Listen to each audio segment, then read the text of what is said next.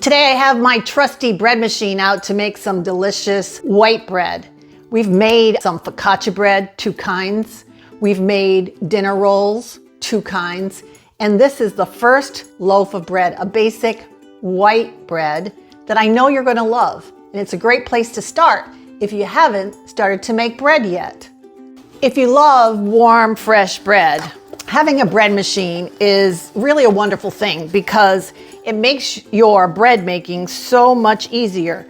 Now, I don't use my bread machine to actually bake the bread. All I'm using the bread machine for is the mixing and the rising of the dough. So I'm only dirtying one thing, the pan of the bread machine. And right now I'm greasing my bread pan. This is an 8.5 by 4.5 inch loaf pan. And I'll be baking 1 loaf of bread in this pan. Let's talk about some of the factors that will determine the success of your bread making. One is your flour. Now, you do want to use bread flour for your bread baking. And that's because bread flour has a higher protein and gluten content, and that impacts the texture of your bread. So choose the right kind of flour. Secondly is your water. Now your water needs to be lukewarm, tepid, about 80 degrees, like what a baby bottle would be. You don't want it to be too hot and you don't want it to be cold. Oil. I'm using olive oil in this bread recipe. You can substitute butter if you like. Now let's talk about bread machines. Bread machines differ. My experience is with my bread machine, and my bread machine is just very easy to use. All I do is put in the ingredients, I hit the cycle that I want, and off it goes. Particularly because I'm using the dough cycle and I'm not asking this bread machine to bake the bread. You're going to want to pay careful attention to the directions of setting up your bread making process with the bread machine that you have. So make sure that you take the time to read the steps for setting up your machine for success. I know that some machines have you put the ingredients in and then it warms those ingredients up before it starts to do its process. Mine does not. Mine assumes that we're putting into the bread machine the ingredients at the appropriate temperature for the machine to be successful. I'll include the information about my machine in the details of this video, so you can check that out if you're interested in that. So I'm excited to get started to show you just how easy it is to get your bread making started. One thing to point out is that for my machine, the dough cycle takes 120 minutes, so that's 2 hours. Then I'm going to take the dough out and put it into the pan, and then that will rise for another 30 minutes to 1 hour, probably an hour, so we're at 3 hours.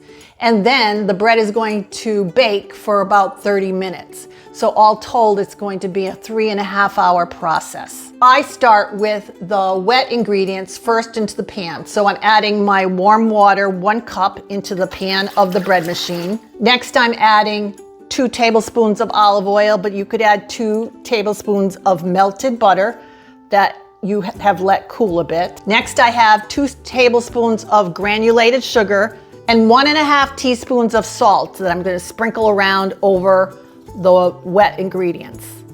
Now, it's important to note this is another factor in making sure that you're going to be successful with your bread machine bread, is you want to keep the salt away from the yeast. So the salt goes in with the wet ingredients, and then I'm adding my flour.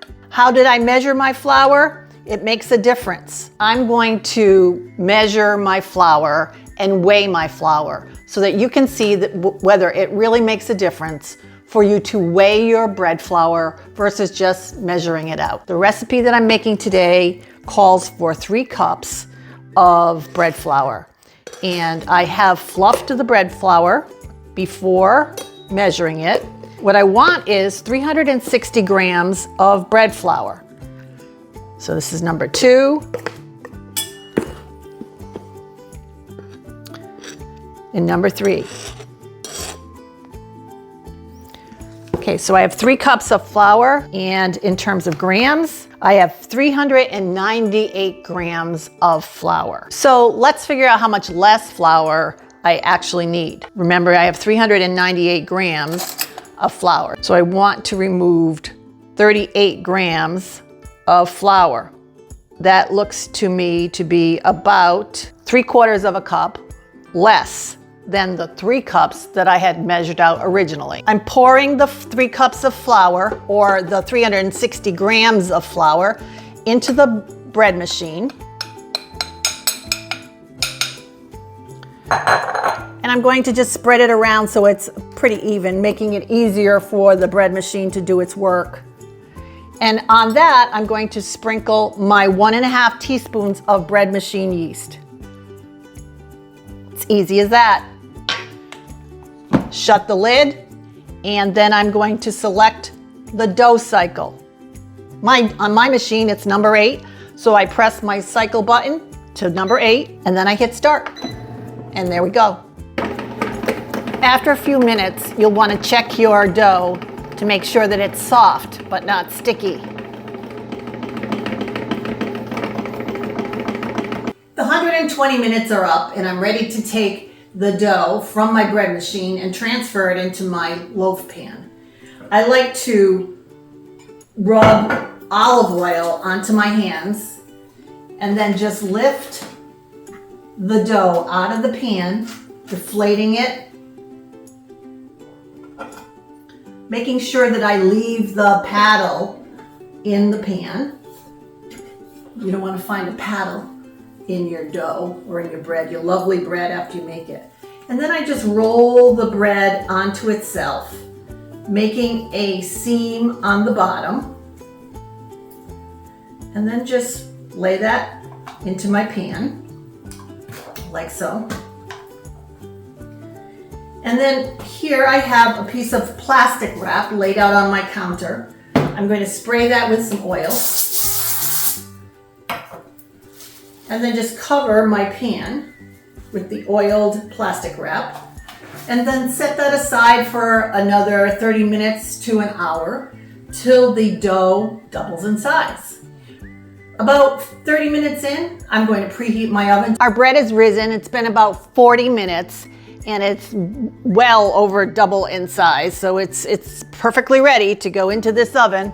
The oven is preheated to 350 degrees Fahrenheit. I'm on convection, so I'm at 325 degrees, and we're gonna cook for about 30 minutes. My bread has come out of the oven, and I like to take some butter and rub the butter over the top of the crust while the bread is still hot, hot, hot.